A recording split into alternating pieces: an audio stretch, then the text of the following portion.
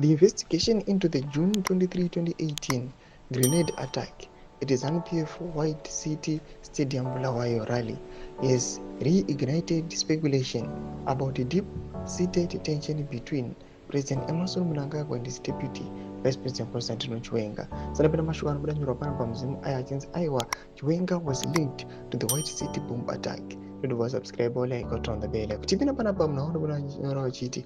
The attack which targeted Mnangagwa and other high-ranking officials resulted in 2 fatalities and injuries to several key figures, including Vice President Kembo Mohadi and the Defense Minister Opa Mchunguri. Imaging evidence has led investigators to suspect military involvement in the assassination attempt.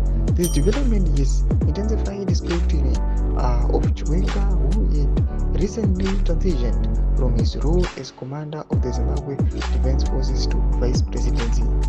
Although there is no definitive evidence linking Chiwenga to the attack, the implications are significant given to the long-standing power struggles within ZANU-PF. Police investigations initially suggested that the grenade used in the attack originated from Zimbabwe's military. Sources revealed that the device was an offensive fragmentation grenade of Soviet origin, a type currently in use by Zimbabwean military. The blast occurred just meters from Mnangagwa as he was leaving the rally, killing 2 aides of Chiwenga and Mohadi.